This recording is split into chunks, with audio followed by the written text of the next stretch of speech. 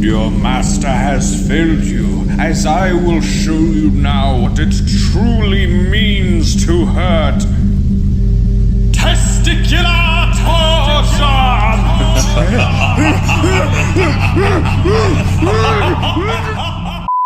Hello again, my little conscripts, and welcome to another Mordian Glory video. In today's episode, we shall be casting our ever-critical eye over another 10th edition Imperial Guard Codex datasheet.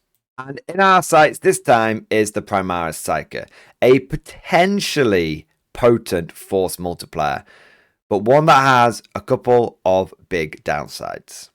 And so without further ado, let's not mess around. Let's dive right into this thing.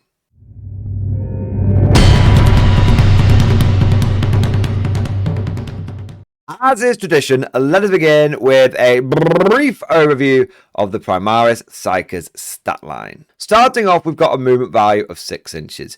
This is pretty typical for the Guard. We're not Eldar running around like a 7-inch move or anything like that, but it is also deceptive because most of the time your Primaris Psyker is going to be part of a squad. She's going to be leading a unit, and therefore, even though she does not have the regimental keyword herself, because she's part of a unit that does, she will be able to benefit from things like orders like move, move, move. So 6 inches is the base rate, but between orders, advance, transports, all of that stuff, you'll find that your Primaris Psyker is rarely moving 6 inches. As for the defensive part of the stat line, pretty typical for a low-level character like this.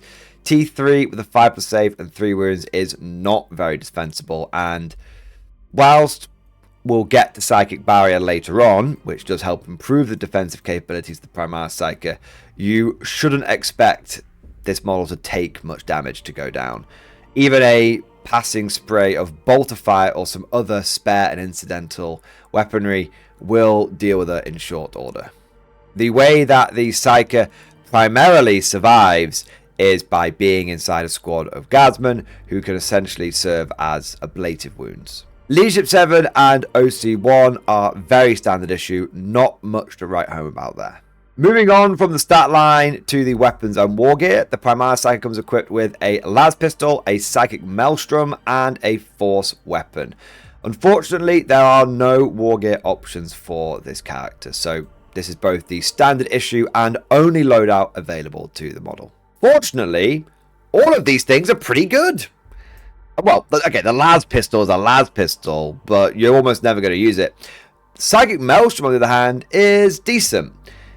It's blast with devastating wounds and psychic, although remember that most of the time psychic is a debuff, because rarely does a unit have a vulnerability to psychic attacks. Most of the time an enemy unit will have a defense against psychic attacks. So psychic is a bit of a downgrade, but blast and dev wounds, love that. 18-inch range, it's fine, not too shabby whatsoever. A bit short range, but considering most infantry will be serving on the front lines, you'll be getting into range sooner rather than later. D6 shots is a little random. Blizzard skill 3+ is good though. Remember, this model can benefit from take aim if leading a unit, so could be hitting on 2s. Strength 5, AP -2, damage 1. It's okay. It's fine. AP -2 is okay.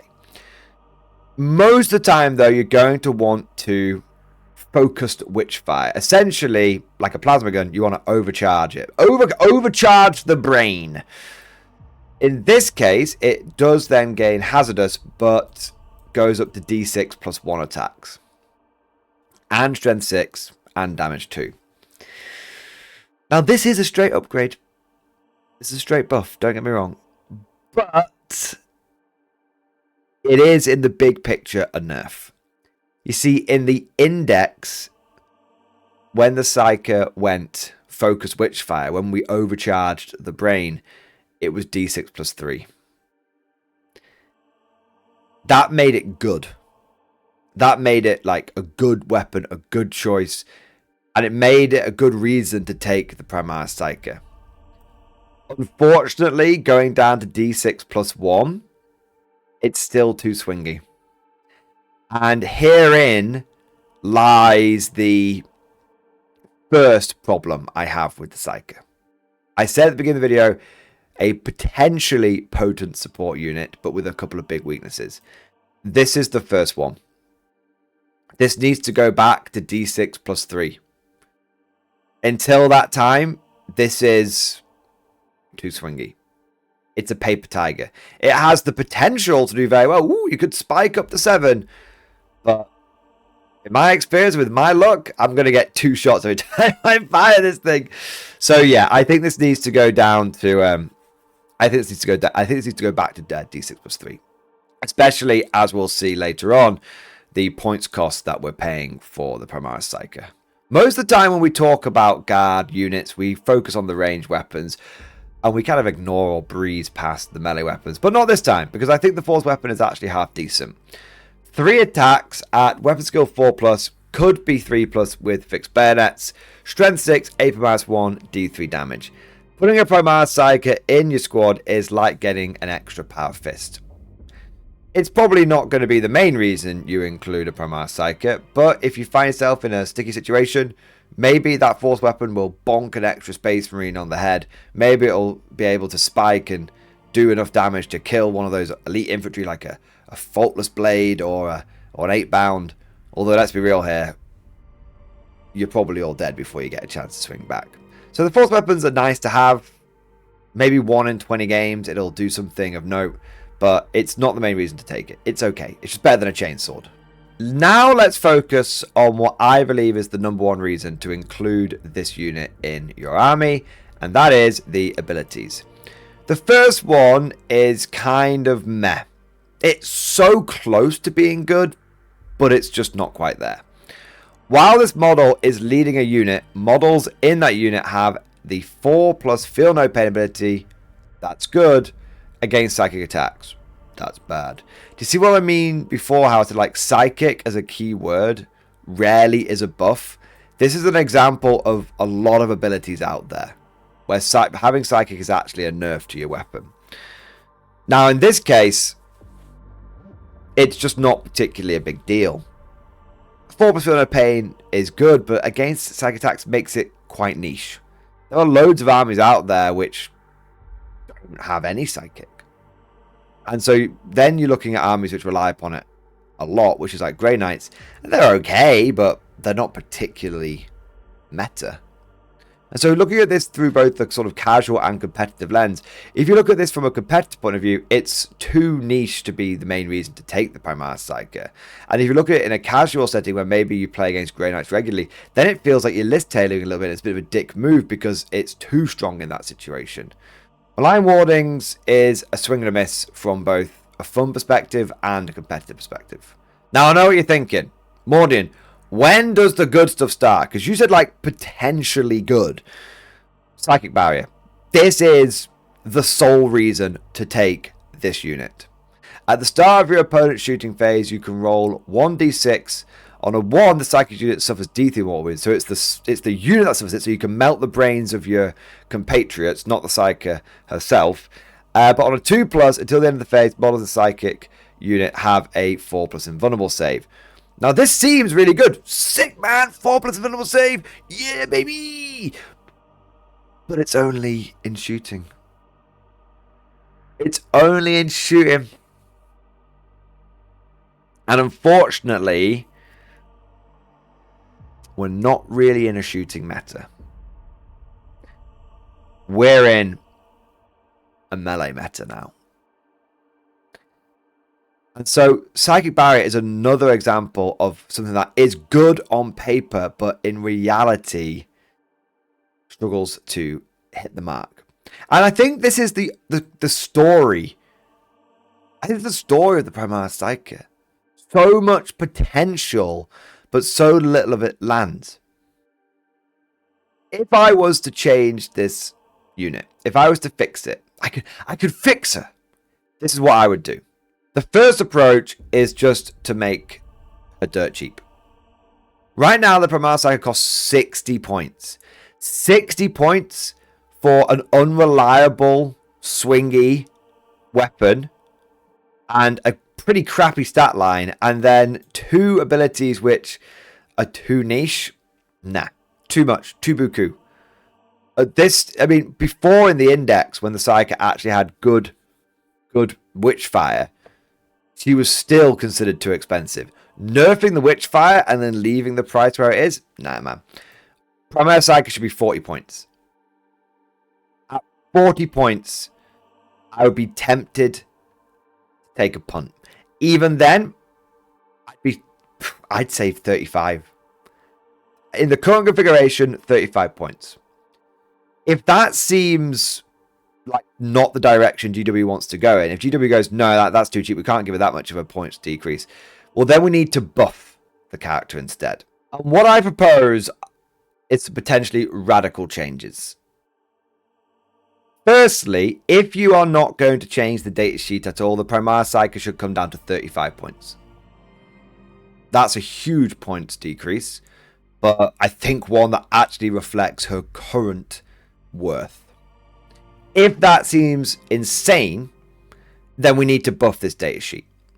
And the way I would do it is I don't care about you making the weapon more powerful. You could do that, but it wasn't a good enough reason to take the Primaris Psyker before, so changing it back to D+3, it doesn't make big enough a difference for me. This is what I would do. Firstly, if we're going to stay at 60 points, Malign Wardings becomes a 5+ Feel No Pain all the time. Essentially what this does is bring back what the Deathcore Marshal used to do for the Guard. If you don't know what that was, in the Guard Index, we used to have a unit called Deathcore Marshal. He was an officer that could join Deathcore of Krieg units, and he gave them a 5+ Feel No Pain, and he could do an order on them as well, and he cost 60 points. That was amazing.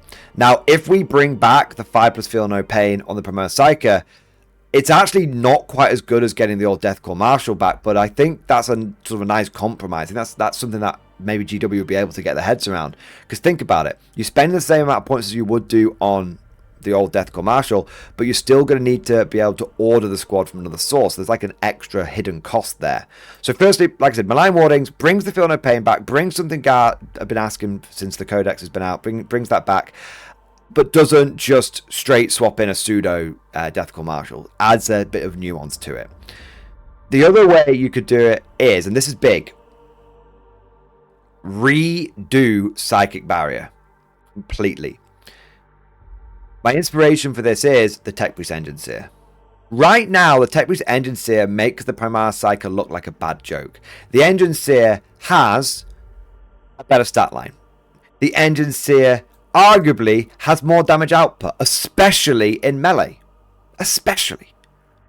And the Tech Priest Engine Seer's abilities are fantastic. Lone Op when near vehicles, and can put a 4+ vulnerable save against shooting and melee on any vehicle in your army, not just the unit that he's like leading or whatever it is, no, but any unit, any vehicle unit, and heals D3 wounds back on at the same time, and it's 45 points.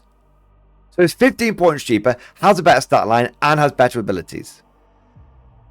Now I know the GW Monkey's paw is about to go and curl, and now they're going to make the Tech Priest 60 points, which, god damn it, why did I say anything? But on a serious note, what I would do with the Primaris Psyker is make it the equivalent of the Tech Priest, but for the Infantry Corps. Bring her down to 45 points. And allow, or just automatic, by the way, the Tech Priest Engine Seer's ability goes off automatically. None of this on a 1 it fails.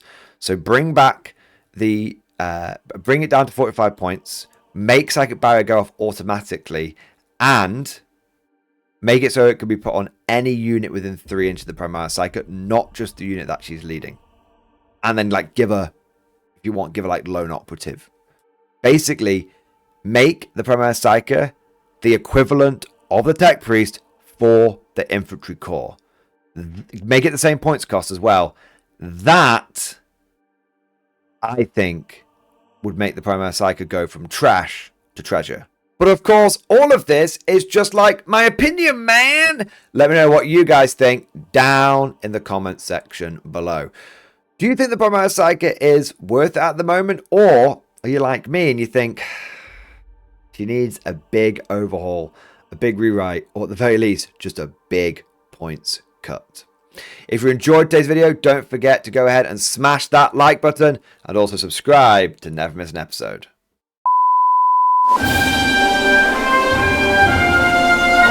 Would you like to know more? If so, then please consider becoming a channel member or patron. By supporting the channel, not only will you be doing your part, but you'll also be helping me create more content for your viewing pleasure and unlocking a whole host of perks. You get everything from a badge next to your name, custom emojis, but the big one is access to the Mordian Glory Discord server, an online community with almost 2,500 active members. It's always popping off in the MG Discord. We've got channels for army lists, hobbying, tactics, stories, and even a pretty spicy meme section as well. For all you greenhorns that wanted to see the Mordian glory hole, today is your lucky day.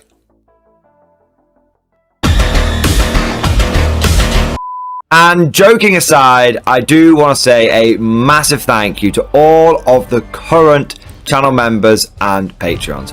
You guys are amazing, truly the lifeblood of the channel. I could not do Mordian Glory full time without the incredible and generous support of my members, so thank you guys so much. And last but certainly not least, I want to say a personal thank you to all of my top tier Patreons. These are the War Masters, the people who have truly gone above and beyond the call of duty. So a heartfelt thank you to Alex Dengal, Bon Vert, Lord Pryor, Mark Panconi, RJ Scorpion, Swordfish Trombone, Try Again Bragg, John Stubbs, Nick Walsh, Diesel Fox, and August Barney. Seriously guys, thank you from the bottom of my heart. Your support is incredible and it makes a huge difference. Thank you so much. That's all for now. Hope you've all enjoyed today's video, and of course, as always, see you guys next time.